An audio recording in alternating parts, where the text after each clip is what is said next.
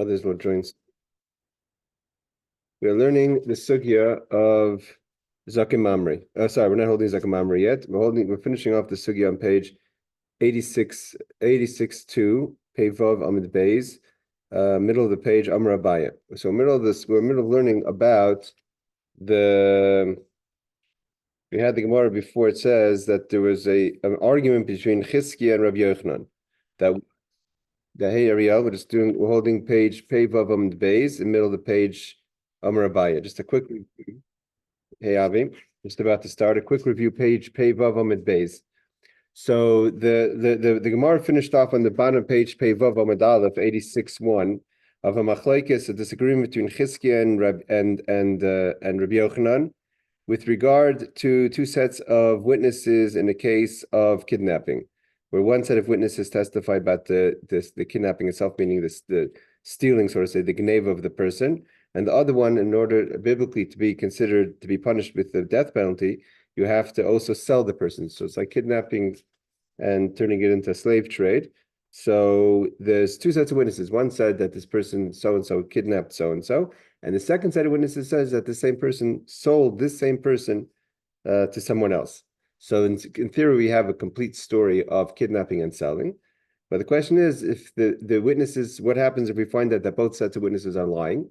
In a case of Hazama, meaning to say, Iman or Yisem, they weren't there, they're saying a story, they couldn't possibly have testified to such a case. So typically in such a case, what should happen is the laws of Hazama is kasher lasis la'achiv, like you wanted to do, you get punished. So if you wanted to hurt someone, you get, it's either monetary punishment or physical punishment, depending on the halacha. But in this case, we're talking about a case of Misa, of death penalty. So they should, in theory, get the death penalty. The question is if we are allowed to combine the testimony together.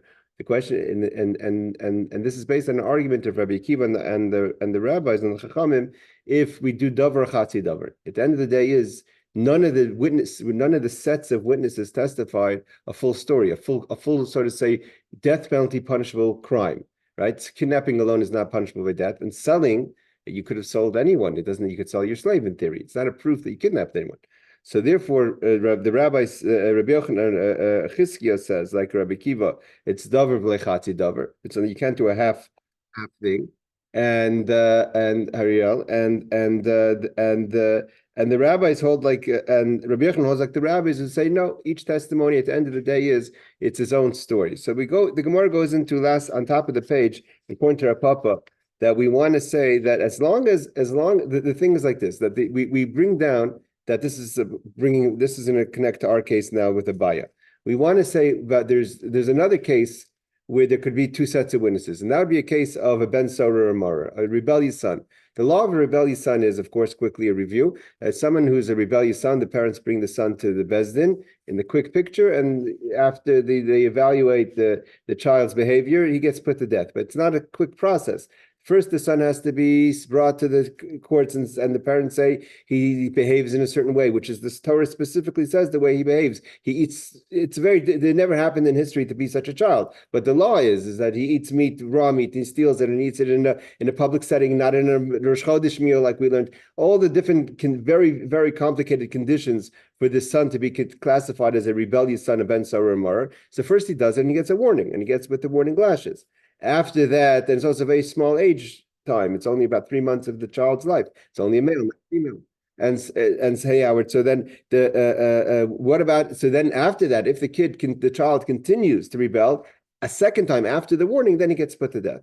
Now the question is, in every case, we have to have witnesses. What happens if the witnesses that come to say that the first set of witnesses say that he was warned, and the second set of witnesses say that it was after the warning? So in such a case, everyone agrees we don't punish the first set of witnesses. Why? Because the first set of witnesses could say we only came to give him malchus. I mean, as long as there could be a punishment for half of what they're giving testimony, they said we never had an intention to team up with another set of witnesses. As far as we're concerned, we have nothing to do with them. We were coming to say, even if we're lying, we were coming to say only to give him lashes. Now you all of a sudden want to tag us together with a second set of witnesses and to turn it into capital punishment.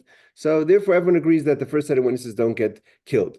So Rav Papa says if that's the case, same thing would apply to the case of kidnapping. The first set of witnesses could also say when we came and said that he was that someone kidnapped someone and stole him or her, so we only had intention to give malchus, and Rav Papa proves that there's a punishment of malchus according to some opinions for just kidnapping, and therefore we Chizkiah should agree that there's such a case. Sorry, Rabbi Yochanan should agree in such a case that the first set of witnesses don't get killed. So therefore, the Gemara finishes off that Elam Rav Papa, which is going to go back a bit. Elam Rav Papa. Everyone agrees that the second set of witnesses do get killed. Why? Because it's not a chatzi davar. Because they're already they can't connect to the first set of witnesses. They can't say we're teaming together. So the second set of witnesses get killed.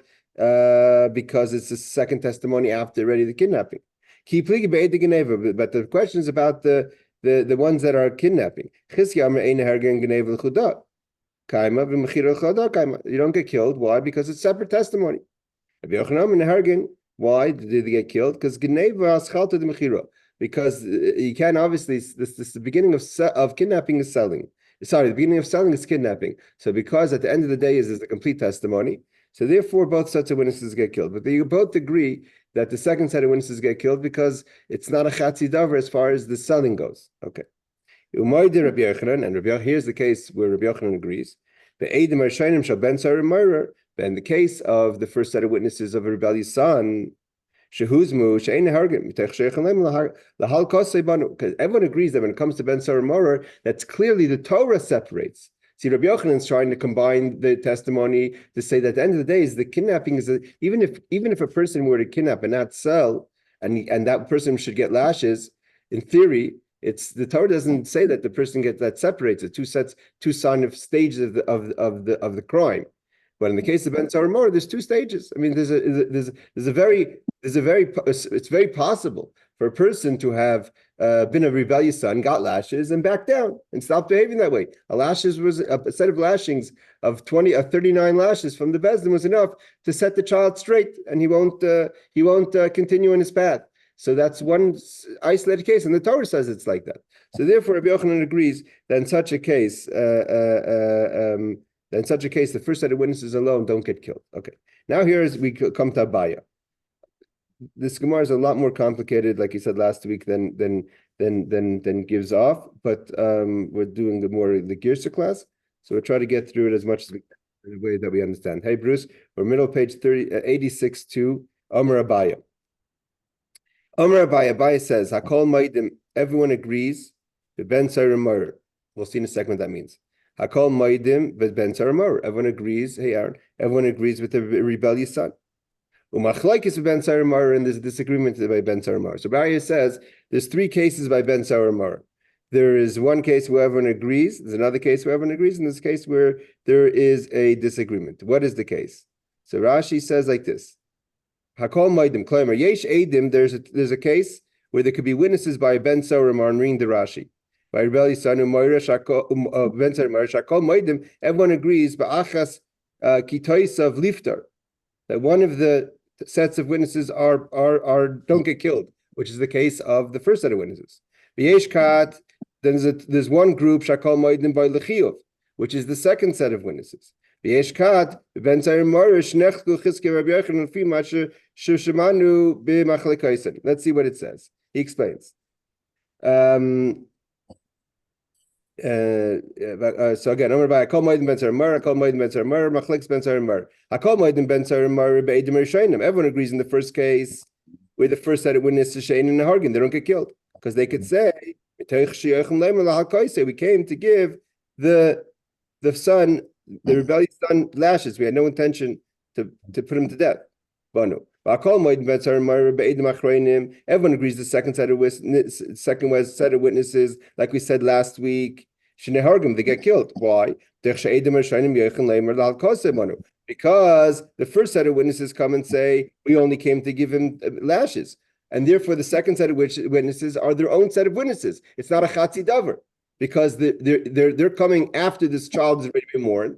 And even if it means we're talking about a case, even if we find out that both sets of witnesses are lying, So there's no indication yet. We'll see how the Gemara explains it. There's no indication seemingly that there's a connection between the two sets of witnesses. The first set of witnesses come and say, we have nothing to do with the second set of witnesses. We only know that we were going to give him lashes for a warning, so to say. The second set of witnesses, however, they are coming after the first set of witnesses, and therefore the only thing that they were coming to do was to put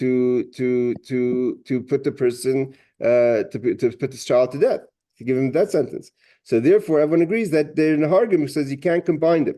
Again, the first set of witnesses disconnect themselves from the second set of witnesses because they say we came only to give malchus.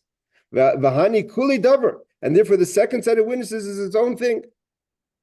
Ka'avdi, they did their own sin, so to say. Where's the machlekes? Ben Sarimar, the machlekes is in the case of Ben Sarimar, shnaim amrim v'fneinu ganav, shnaim amrim v'fneinu acha.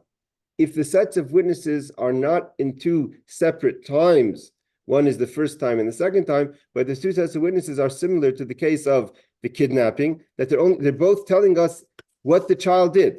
One means the different violations that the child did, that was rebellious. One say that he stole money from his parents, that says to be from his parents. The other one say that he went and took the money, bought meat and raw meat and ate it with a group of people outside of a setting of a mitzvah, right? So we know now that he stole and we know that he ate, but the two sets of witnesses did it separately. One said that he stole, one said that he ate. So in such a case, there's a machlokes. Why? Because Rashi says, what happened?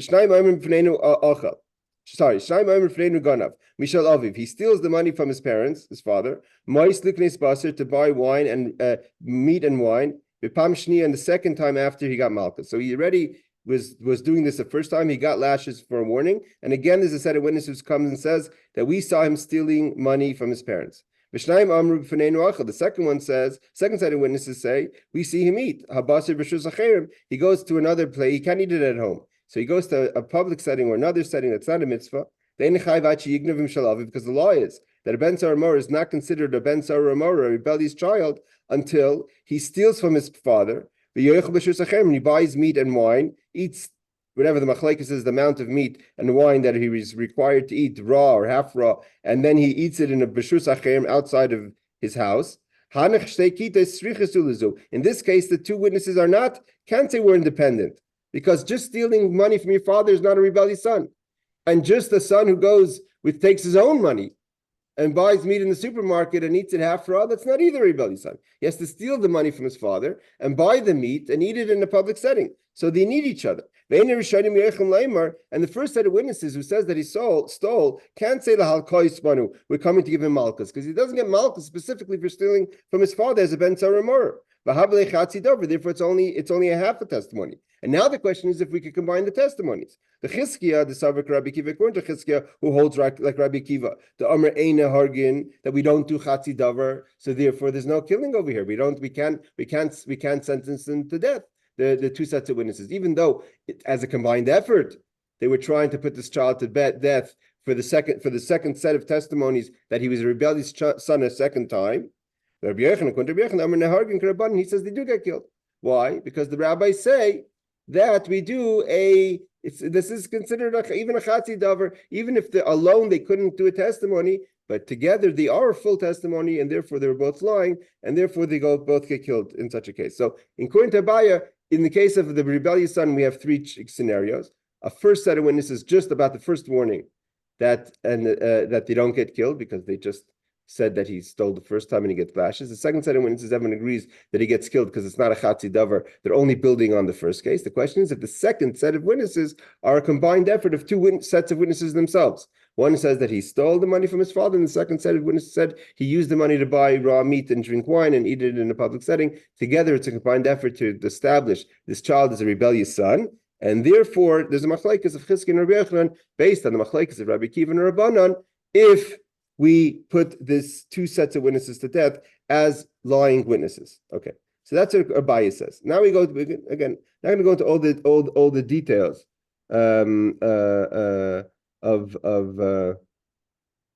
see. There's one fundamental with all the Achrayim talk about. There's one fundamental problem here. When witnesses come and say that they're only coming to do one thing, it all depends on what there's a loophole there's a problem when it comes with witnesses. Part of the job of a set of witnesses is they must warn the person of what they're doing and what the sin is and what the punishment is, right?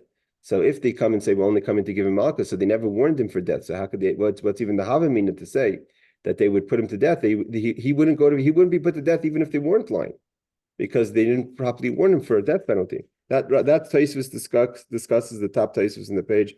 Geneva Schalta de Mechira. He says, like he says, I'll just read at the beginning of the question, am I Miklali? How much they just came to say that okay, it depends on how they warned them. Okay. Then, but we'll continue. We're not going to go into that long Taisvus. We may learn the next two Taisvus. Okay, so let's go. Amar Ravasi. Ravasi says, Eidim Mechira Benefesh. Let's say you have a case of witnesses that testify that someone sold someone. Shehuzmu, and then they found that they turned out to be lying. So that means we're going to have to see the scenario of the case, right? But let's just take the case straight up. The case is we have a case where someone says someone sold someone. Someone sold someone. The problem is not every time someone sells someone is that person kidnapping. You, in theory, you could have sold a slave, a servant, someone who's your servant that you have a right to sell. You have an ownership of a person, and you're selling that ownership. So it's not like it's not a case of kidnapping. Two sets of witnesses come. A set of witnesses come and says someone sold so and so. So what? So it's mine. It was mine to sell, right? So Amar Ravasi. Ravasi says Eidim Mechira. Someone comes. A set of witnesses come and say someone sold someone. Benefesh, who's when they turn out to be lying. Ein Hargan, they don't get killed. Why? Yeah, the wording of Rashi is very interesting. The person could have said, I'm selling, I sold my slave. And therefore the set of witnesses, it's a very interesting Rashi, what Rashi says. I'll read the Rashi. Rashi says, we don't have first a set of witnesses. This is talking about a case according to Rashi. According to Rashi, there's no initial case of a set of witnesses of kidnapping. There's no test. We don't know anything about kidnapping. All we know is someone sold someone, right? And then they turned out they were lying. He never sold them. What's the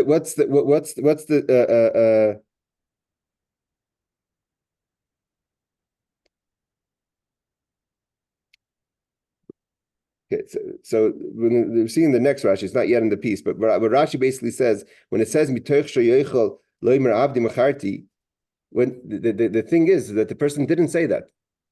Let's say you say a testimony, a set of witnesses says a testimony that that so and so sold someone, and there's someone we saw John, Reuben sell Shimon. I have no connection to Shimon. He's not my servant. He's not nothing. So what do you mean? So if I sold him, I kidnapped him, right? So, but in theory, there's no testimony that he kidnapped him. So the first set of witnesses, the set of witnesses say to the courts, okay, we were lying, but if he could have got himself out of it by saying it's his servant he's selling, but he doesn't have to say that, or he wouldn't say that because he's not a servant. And the fact that you're lying about the testimony, why would he say that? He would just say, you guys, what you're saying is not true. But because they could say that in theory, you could have claimed it was your servant to get out of the death penalty, right? Because you could say, 1 second, I did sell someone, but it was my servant. So because you could have said that, therefore our testimony was never meant to put the person to death. What happens if the person wasn't his servant? So he wasn't his servant and he never sold him. So you're telling me I should have made a claim that wasn't true? But the fact that that could have been, that's an amazing thing in the Torah. And according to Rashi, it's understood. This is what Rashi seems to make it clear.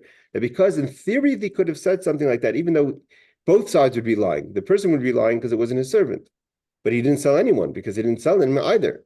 But the point is that the witnesses could say that our testimony wasn't a testimony that would be a death sentence, because it's not the testimony itself doesn't carry the weight of a death sentence. That's the point. Means that because in theory, that statement itself could have not meant the death penalty if it was his servant, even though it's not his servant and he didn't sell. So therefore, the testimony itself is not a testimony about a death sentence, because it's not a guarantee. Every time someone sells someone, you get put to death. even though he would never claim that because it wasn't his servant. That's what it seems to understand from Rashi. The Rashi understands Rabasi's statement. So Rabasi, he could have said it was my servant. Rabbi Yosef, Kaman Ozla Hashemaita de Rabasi. Rabbi Yosef says, who does Rabasi's statement go according to? Rabbi Kiva goes according to Rabbi Kiva.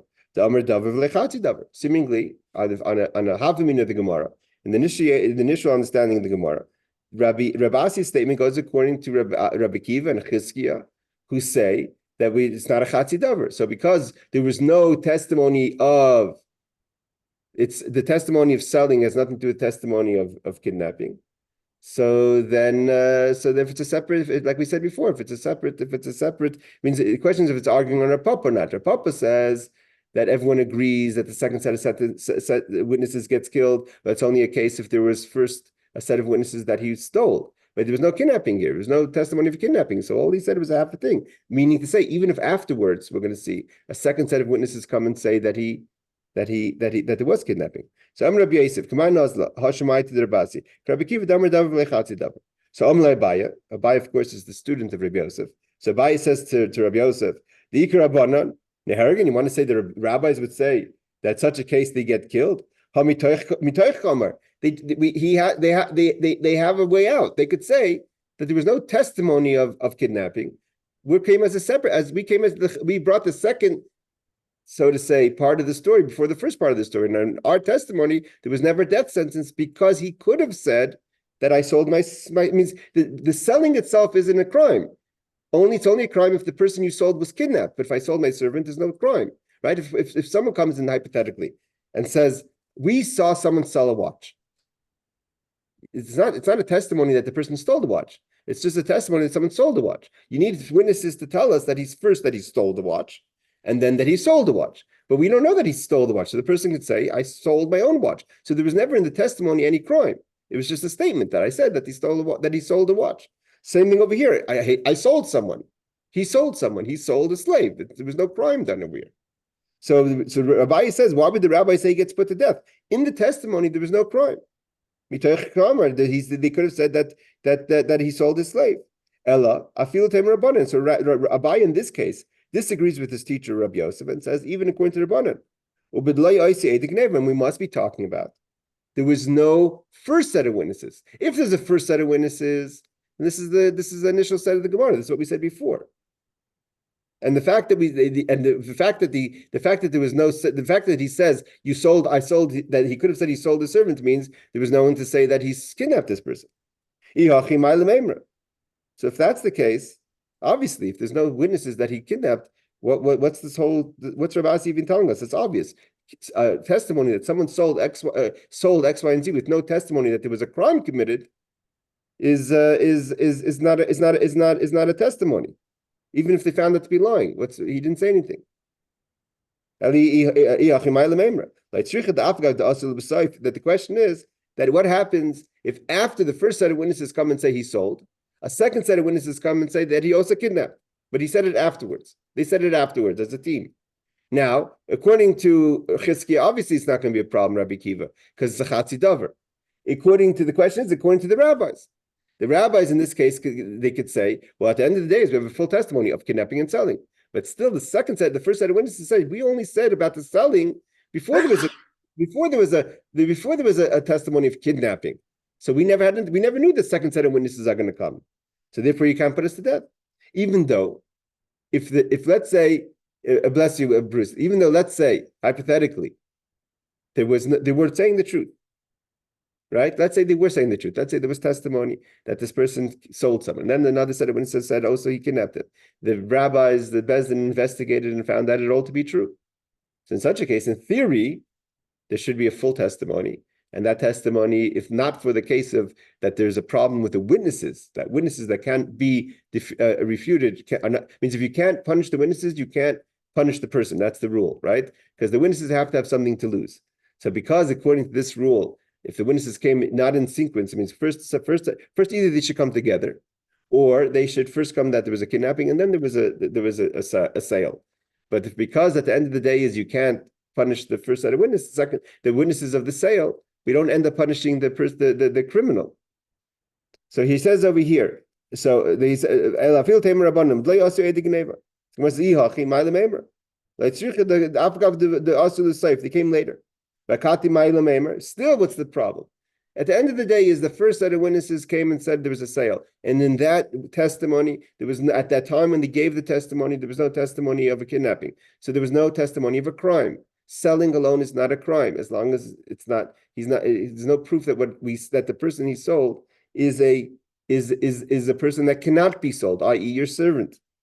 Like the Kamaramzi Ramazi, that the Bezdin walk in and they see what's going on. Obviously, they're talking about before they were found to be lying, right? So let's say one set of witnesses comes in and says, X sold Y. The second set of witnesses come in and you see they know each other and they're kind of hinting to each other. There's a communication between the two sets of witnesses. And it says, yeah, and he also kidnapped. So then maybe we say, okay, man, these guys are teaming up together to do a false testimony to put a person to death. So there's a remiss between them. That the rabbis should pay attention to the communications and the familiar relationship between the two sets of witnesses. The rabbis can't do that. That just the fact that they're hinting that they know each other and they're sort of saying cahoots with each other, that's not enough of a reason to put them together as a team, even according to the rabbis. At the end of the day, the testimony is separate testimonies because the first set of witnesses is about the sale, not the sequence of events of the kidnapping and then the sale. Right, that finishes the Gemara of the mission of the laws of kidnapping. Obviously, there's a lot of questions about what would be the case. I just want to learn Rashi. I'm going to show that Rashi I said before. Rashi says, Hamitoich Gomer. It's the middle of the conversation of when Renabai says that even the rabbis agree that he could have said, the witnesses could have said, that he should have said, that even if I sold my servant. Afilu chatzi davar ein kan. Why? Shari hoya loy lahatzal nafshu bezdin b'tayna zu. Here he says, Rashi says a crazy thing. What does Rashi say? Rashi says, Shari hoya loy lahatzal nafshu bezdin b'tayna zu. His life was at stake. Hypothetically, if someone's saying a testimony that you kidnapped someone, not that you kidnapped, that you sold someone. If the testimony on its own is a completion of a crime, meaning you sold someone, obviously you kidnapped him and then you sold him. So then, and the witnesses are not going to be found to be lying. In theory, you could be put to death. So the Rashi is saying that the second set of witnesses could have said that even if he's lying, that it's his servant, but the fact is, if his life is dependent on it, he should have just said, "I sold my servant," and therefore my servant, I sold my servant, so therefore I didn't commit a crime. So it means that the second set of witnesses, the first set of witnesses are coming to Bezdin and saying, "Don't kill us." Because we would have not killed him, meaning to say our testimony would have not killed him, because he should have even lied and said that he sold his servant, because that just says that the sale itself wasn't a crime, because I was able to sell that person, even though a person would never claim that. Why would a person claim that? If someone came to court and said, a set of witnesses came and say, lied about an act that a person did, said you sold so and so, you didn't. It never happened. You never sold that person. But if you're looking around and you say, I have no way out of this, right? The witnesses are believable. The court's about to believe them. So what am I going to do? I say, yes, I did so. However, I sold my own person. They don't know that I kidnapped them. There's no testimony that I kidnapped anyone. A person wouldn't say that, but he's saying that you could have said that to save your life. If you have to find anything you could say, you should have said that. You should have said your testimony is not a testimony that could put me to death. Why? Because I sold my servant. Go prove it's not my servant. Because it never happened in the first place. So go prove it's not my servant. So but it's a complicated svara to say, but that's what Rashi says. He should have saved himself with such a claim. Okay, obviously, this is at the end of the day and we're going to finish here this sugya and go to the next sugya. You have to remember the rules. I don't know, again, Bruce is a lot of these things don't apply to civil law, but this is Torah law we're learning. In Torah law is like this. The witnesses are never, the witnesses have to be able to, in order for the witnesses to be able to be hazama, that they get punished, it has to be a kind of testimony, that the testimony itself on its own, according to the rabbis, or according to Rabbi Kiva, whether it's Rabbi Kiva or the rabbis, it has to be kind of testimony that either if you can combine it, good. If you can't, then it's not a testimony that would be that they get put to death.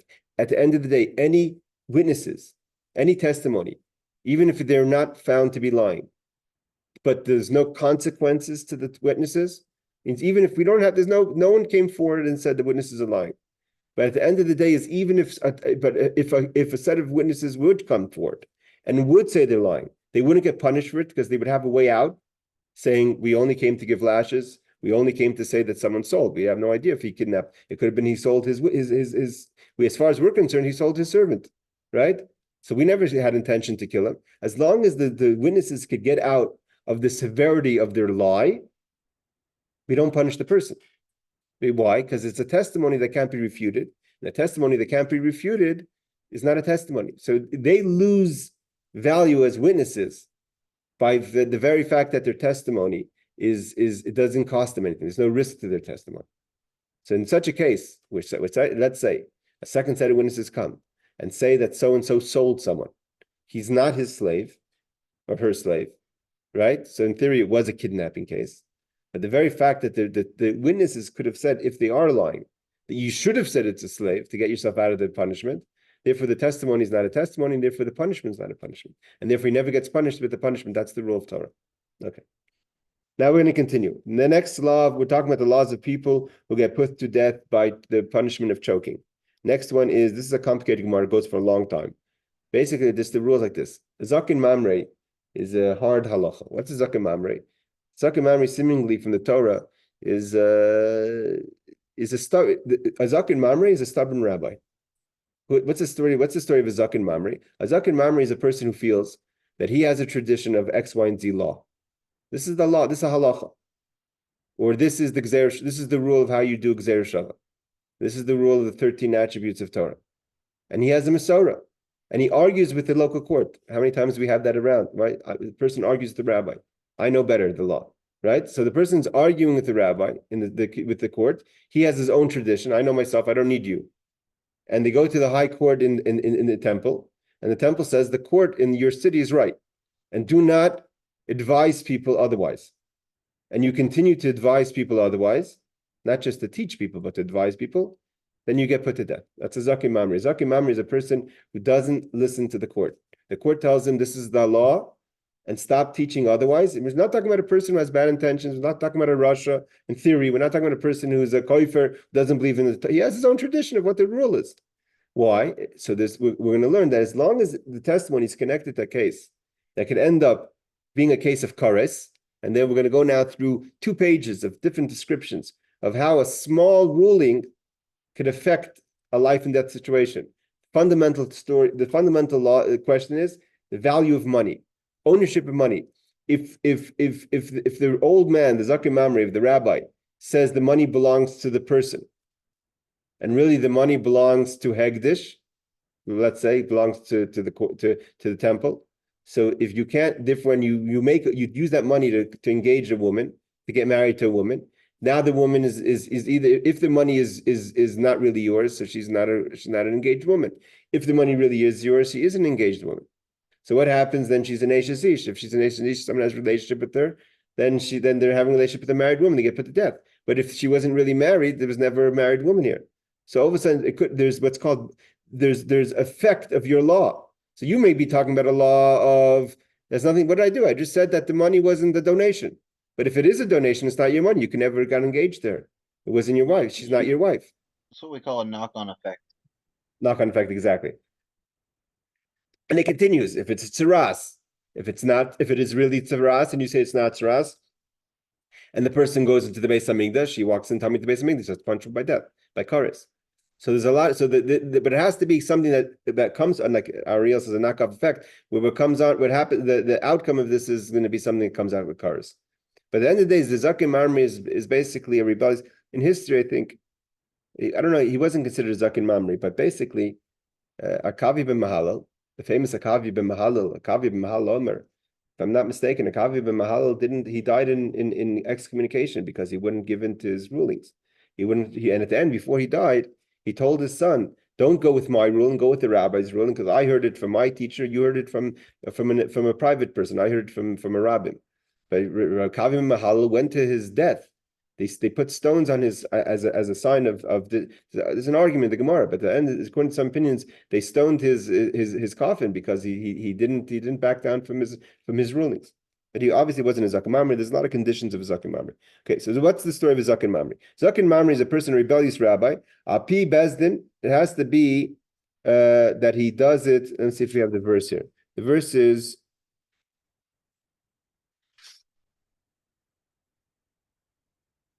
so Zaken Mamre has to be Api Bezdin Shnema Ki Palim Mechad Davar. Okay, here's the pasuk. The verse is in Dvarim Yud Zayin pasuk Ches. Ki Palim Mechad Davar leMishpat Ben Dam LeDam Ben Din LeDin Ben Nega LeNega Divrei Rives B'Sharecha V'Kam Tevelisa Al Makom Eshayivcha Sham Lekecha.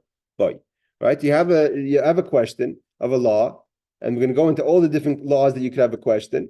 So it says Api Bezdin that Zaken Mamre Api Bezdin Shnema Ki Palim Mechad Davar leMishpat.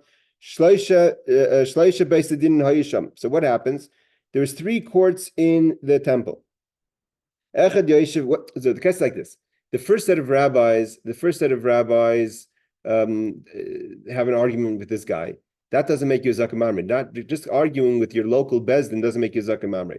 If you say I think the law is like this, and the small court in your little city says no, that's not you don't understand the ruling properly, the law properly. And then you go, so then what you do is you go to the high court in Jerusalem. And when you get a final verdict from the high court of Jerusalem, then they say this is the law and there's no arguing. If that's the final verdict, is the high court in Jerusalem. It means in the temple. Now we're going to learn. So what happens? Api Bezdin is, so Zaken Mamre has to be through Bezdin. The Bezdin has to say that he's wrong. It says, when you have a question about something, the mishpat, so you have to go to, Elisa, you have to go to the place where God blesses. Where's that place? That place is the temple. And there were 3 courts simultaneously in the temple. One was by Temple Mount. One was by the Azara, which is the entrance of the actual temple. And one they sat in the Lishkas Hagazis. The Lishkas Hagazis was a part of the temple that Mamish, the room itself, was half part of the temple itself, and the other half of the room was outside of the actual boundaries of the temple, and therefore, even though they weren't from the house of David, because only the house of David is allowed to sit in the temple, they were able to sit in the Lishkas Hagazis, which is a Lishka is like a room. First, they go to the first court, which is sitting by Temple Mount, because you can't get past them. So you can't just walk past them and say, we want to go to the high court. The high court is the one that's sitting in Lishkas Hagazis. The Zaken Mamre says, this is what I understand. The Rashi, this is how I understand the law. And so this is what my friends disagree with me, i.e. the courts of my local city. This is what I understand. I learned this is my rabbis, my colleagues understand. If they know the answer, then the court sitting in the temple entrance will say the verdict of who's right. Vimlav, let's say the court sitting there don't know because they're not the highest. The highest are the ones that sit in the Lishkas Hagazis, right? So let's say they don't know. So Vimlav, boin lehem la'isei sha'al pesach hazara. So then they go to the second one, that's by the Azara. And then again, he says, this is what I said, this is what they said, this is what I understand, this is what they understand. Im shamu, if the court knows the ruling, amalam. Vimlav, then everyone comes to the Lishkas Hagazis, the one of 71. That is where Torah goes out. That's the final ruling. That's where the Av Bezdin is, the Nasi, the king, if he was judging. That's where David sat. That's where Hillel sat. That's where Shammai sat. So then they tell him the ruling. Meaning, in this case, the Torah is talking about a case where the ruling is according to the Bezdin, not according to the individual. It means that he's wrong. The individual is wrong and the court was right. That's it. So they clarified the law. What happens afterwards? Let's say this person goes back home. He continues to teach his theory. Doesn't say the law. You have to remember something. It's very important to know that a lot of times people, when you're in yeshiva, they're careful. When you have a Rosh Yeshiva, and your Rosh Yeshiva is teaching a piece of Gemara. He's going to tell you, I'm not telling you the halacha. I'm telling you, we're learning the Gemara now. You want the halacha, you have to go to a Rav. What to actually do. It means when you're learning a sugya, even if you're learning halacha, if the teacher doesn't tell you, I'm teaching you halacha l'maisa, this is what you're supposed to do, then you're just studying it as a study. So you have to be very careful. That's why a lot of times you learn something. I'm not going to tell you the halacha. Halacha, you have a question, go ask the rabbi. We're learning now Torah as a limud, as a study. So if he continues to study his theory, means he chazer l'shana v'limad, he continues to teach, v'derech shayilam et pater. He's not considered rebellious yet. However, if he gives a verdict, this is what you should do, chayiv, then he is considered a rebellious rabbi and he gets put to death. If he consciously does what he's, and he continues to say that this is not just what I think, but this is how you should act, is you're not considered a rebellious rabbi unless you actually tell people to behave this way. Talmud Sanhedrin, but a student who does this, he's not a teacher, so he doesn't have. He could say, "Well, no one asked you to listen to me." Right? I'm just, when you sit in the shul, a lot of people tell you what you're supposed to do. If you didn't ask the rabbi, then you should know who asked you to listen to the person standing next to you. Be a very nice person. Doesn't necessarily mean the person knows the law. So a Talmud, the student, is pater. It turns out that the fact that we're strict with him, that we don't allow him to give the law, and he does anyways, it ends up being good for him, saves him, because had he been able to give the law, he would be a rebellious rabbi. So this is the Mishnah of Zakin Mamre. Let's see if we could do a little bit of the Gemara. We're going to try to do a few minutes of the Gemara, just so we just pick up some space. Taner Rabbanan, we learned. Ki yipalim imcha davar. When you have a question, so what's davar? So it says at the top of page 87.1, the first page, 87.1a. B'mufla shebebezdin. We're talking about someone who's a mumcha, it says, like Rashi says, a mumcha to the bezdin. Lemute Talmud, Rashi says, we're not talking about a student, we're talking about a rabbi who could teach. Hakasim davar mimcha ze yoyitz. What does it mean, mimcha? It means that he's being a miyayitz. What's a miyayitz? Rashi says miyayitz means they're arguing about if it's a leap year or not. So it says from the chayshah, figuring out is something which you have to figure out the months of the year. So that goes together with yayetz. So from there we see that it says over there the word mimcha. Mimcha yaitzai is what does it mean? Yayetz. What does it mean? It comes out from you, and you're giving advice. What's the advice about? The advice is about, we're going to learn later, it's connected to leap year. Again, leap year also is connected to the death penalty. How is a leap year connected to death penalty? Very simple. If the rabbis say that it's a year of 12 months, and you say it's a year of 13 months, right? So Pesach falls out on a different date. Anyone who eats chametz on your Pesach, under Pesach, and you say not, then they're chorus, they chametz on Pesach. So it could end up being it's a case of chorus, because you're questioning when Pesach falls out if it's a leap year. Okay. Yoitz davar. What is davar? Zu halacha.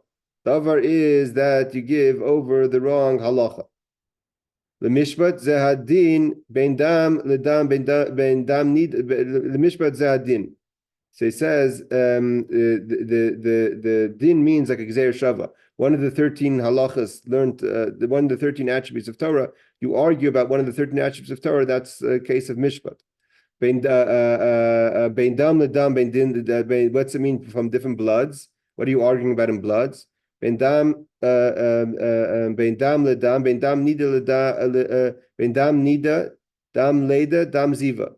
There's a disagreement of if this is the blood of a woman in her time of nida, in the time of ziva, which we know there's a difference of how the woman keeps her cycle. If it's in her cycle time or outside of the cycle time. If it's in her cycle time, she has to wait 7 days. If it's outside of her cycle time, then she only has to watch 1 day.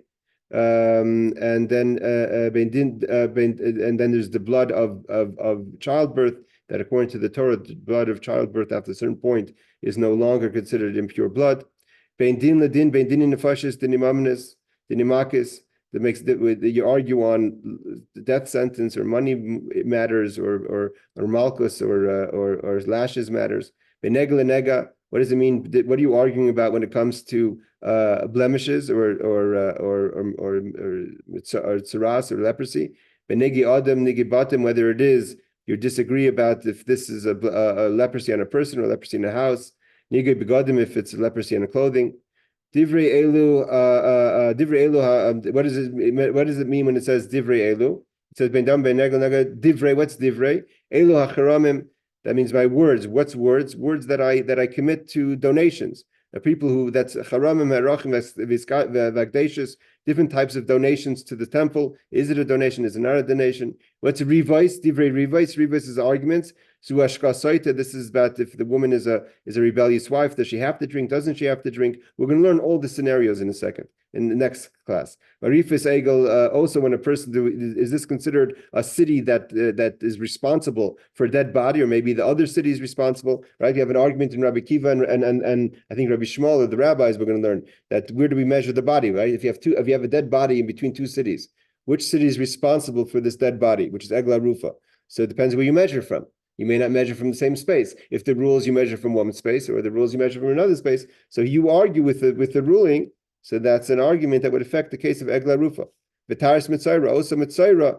Rashi says, why is that called a riva? Riva means an argument, because Mitzaira, leprosy, comes from a person who causes arguments amongst others. He says, he or she says lashon hara, says evil talk. Bisharecha, what are the things that happen by the gate? That's leket shichopeya, the different gifts that we have to leave the poor person. That they said, the verse teaches us that's connected to sha'arim, to the gates. The kamta mi bezdin, where do you come from? You have to go from the bezdin of the city that you are.